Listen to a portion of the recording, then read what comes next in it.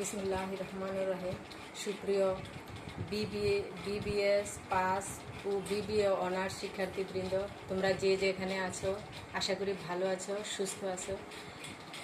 আজকে taxation in Bangladesh নিয়ে একটি অনলাইন ক্লাস করতে যাচ্ছি। তোমাদের সবাইকে অনলাইন ক্লাসের শুভেচ্ছা। আমরা আজকে যে টপিকটা নিয়ে আলোচনা করব সেটা হচ্ছে সিকিউরিটি সুদ হতে প্রাপ্ত আয় নির্ণয় করো। এটা বি গ্রুপের একটা প্রশ্ন। এই ধরনের প্রশ্ন হয়ে থাকে বি গ্রুপের।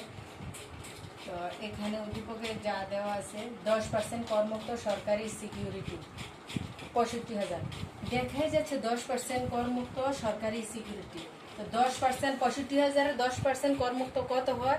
6,500।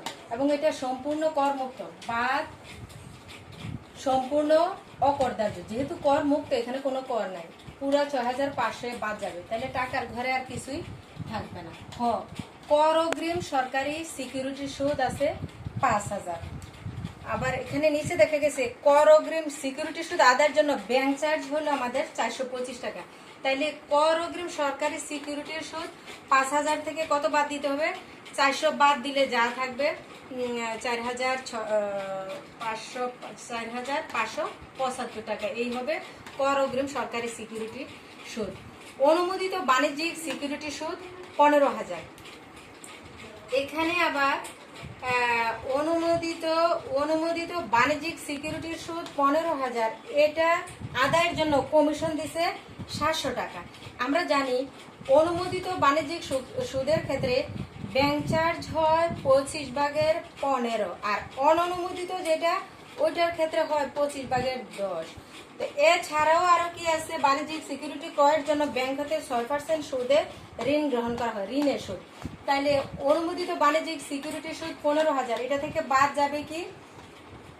কমিশন বাদ যাবে 700 এর 25/15 যা আসে, আরো বাদ যাবে ঋণের সুদ 20,000 এর 6% যা আসে 1,200 টাকা। তাইলে এই দুইটা বাদ যাবে অনুমোদিত বাণিজ্যিক সিকিউরিটির সুদ থেকে। অননুমোদিত বাণিজ্যিক সিকিউরিটির সুদ 10,000। অননুমোদিত যে কমিশন, এটা হয় কত বলছিলাম? 25/10 যা আসে। তারপরে জিরো কুপন বন্ডের আয় 20,000 টাকা। শব্দটা থেকেই আমরা বুঝি এখানে জিরো কুপন মানে শূন্য বন্ড।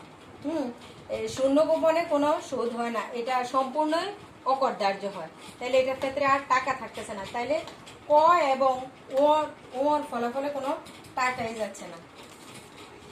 তাইলে আমরা সিকিউরিটির সুদ খাতে আয় নির্ণয় কতে কি পেলাম?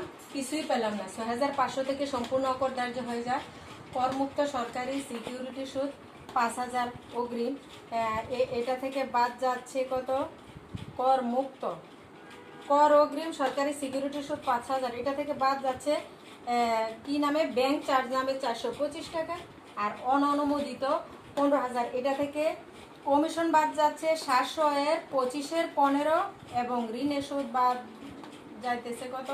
20,000 এর 6% যা আসে। আর অননুমোদিত বাণিজ্যিক সিকিউরিটি সুদ 10,000।